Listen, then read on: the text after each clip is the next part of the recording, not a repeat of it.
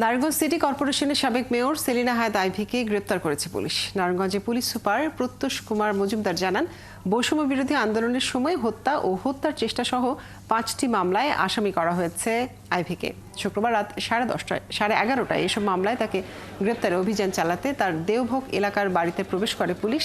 এ সময় আশপাশের মসজিদগুলোতে পুলিশ আসার খবর ছড়িয়ে পড়লে এলাকাবাসী বাড়ির চারপাশে অবস্থান নিয়ে সড়ক অবরোধ করে বিক্ষোভ শুরু করে। পরে ভোরের দিকে তাকে গ্রেপ্তার করে পুলিশ সুপারের কার্যালয়ে নিয়ে যাওয়া হয়।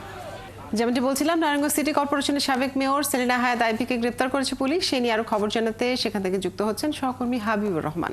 হাবিব, আইভীকে গ্রেপ্তার করার পর সেখানে এখন কি অবস্থা? এলাকাবাসী কি এখনো সড়ক অবরোধ করে আছেন কিনা এবং গ্রেপ্তার নিয়ে পুলিশ কি বলছে? কাজরি, আপনি জানেন যে নারায়ণগঞ্জের সাবেক মেয়র সেলিনা হায়াত আইভীকে একটি হত্যা মামলায় গ্রেফতার দেখানো হয়েছে। গত রাত 11টায় তারেক আল মেহেদীর নেতৃত্বে একটি টিম তার বাড়িতে প্রায় 11টার দিকে প্রবেশ করে এবং সারা রাত সেখানে অবস্থান করে ভোর 6:30টার দিকে তাকে গ্রেফতার দেখানো হয়। মূলত আইভীর বিরুদ্ধে সিদ্দিরগঞ্জ থানায় 4টি এবং নারায়ণগঞ্জে ফতুল্লা থানায় একটি মামলা রয়েছে। এর মধ্যে সিদ্দিরগঞ্জ থানার যে পোশাক শ্রমিক মিনাজ হত্যা মামলার একটি মামলায় তাকে মূলত গ্রেফতার দেখানো হয়েছে এবং গ্রেফতার দেখেছে বর্তমানে ডিবির হেফাজতে রয়েছে নারায়ণগঞ্জের। এদিকে তার গ্রেফতারের খবর ছড়িয়ে পড়লে আশেপাশের লোকজন এবং যে সাধারণ জনগণ বিশেষ করে রাস্তায় নেমে আসে এবং তারা বিক্ষোভ করে। তারা সড়ক অবরোধ করেছিল, এখন তারা আসলে সড়ক ছেড়ে দিয়েছে, আমরা এমনটাই জেনেছি শেষ খবর পাওয়া পর্যন্ত।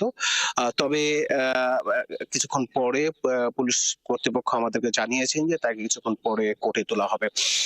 আপনাকে একটু বলে রাখি যে বৈষম্য বিরোধী আন্দোলনের সময় যে মামলাগুলো হয়েছিল সেখানে আইভীকে কয়েকটি মামলায় মোট 5টি মামলায় আসামি করা হয় এবং আপনি দেখতে পাচ্ছেন যে পুলিশ সুপারের কার্যালয়ে একটা নিরাপত্তা বা কঠোর ব্যবস্থা করা হয়েছে এবং সেখানে বাইরের থেকে কোনো মানুষকে প্রবেশের উপর একটু বিধিনিষেধ আরোপ করা হয়েছে। পাশাপাশি গণমাধ্যম কর্মীরাও একটা নির্দিষ্ট দূরত্ব থেকে সংবাদ সংগ্রহ করছে এবং উনি পুলিশের হেফাজতে বর্তমানে আছেন, ডিবির হেফাজতে।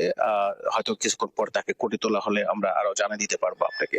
তবে এর মধ্যে যে বিষয়টা আসছে, নারায়ণগঞ্জে মোট 87টি মামলা হয়েছিল বৈষম্য বিরোধী আন্দোলনের যে সময়, তার মধ্যে 5টি মামলায় উনি আসামি হয়ে থাকেন এবং এখানে কিন্তু যখন তাকে গ্রেফতার করা হয় তখন বিএনপির লোকজন কিন্তু মিছিল বের করে এবং সেখানে তার গাড়িতে ইট পাটকেল নিক্ষেপ করলে একজন পুলিশ সদস্য আহত হয় এবং সে বর্তমানে চিকিৎসাধীন আছে বলে আমরা জানতে পেরেছি। তো কাজরি, যে বিষয়টা বলতে হয় সেটা হচ্ছে যে আইভী যখন গ্রেফতার হয় ঠিক তার নিয়ে যাওয়া হচ্ছিল তখন তিনি গণমাধ্যমকে বলেছিলেন যে আসলে সে সুষ্ঠু ধারার এবং রাজনীতি করেছেন এবং পরিচ্ছন্ন ধারার রাজনীতি করেছেন। বৈষম্যবিহীন যে দেশ গড়ার প্রত্যয়ে নতুন সরকার গঠিত হয়েছে, এখানে যদি বৈষম্য থেকেই যায় তাহলে তার এই পরিচ্ছন্ন রাজনীতি কি ফলাফল, সেই প্রশ্ন গণমাধ্যম কর্মীদের তিনি করেছিলেন। তারপরেও তিনি একটা হত্যা মামলার আসামি। আসলে বিচার প্রক্রিয়ার পরেই বোঝা যাবে আসলে তার পরবর্তী ফলাফল কি হয়। তা কাজরি, এখন পর্যন্ত এই ছিল আমার কাছে নারায়ণগঞ্জ থেকে। হাবিব, আপনাকে অনেক ধন্যবাদ যুক্ত থাকার জন্য। দর্শক, নারায়ণগঞ্জ থেকে যুক্ত ছিলেন আমাদের সহকর্মী।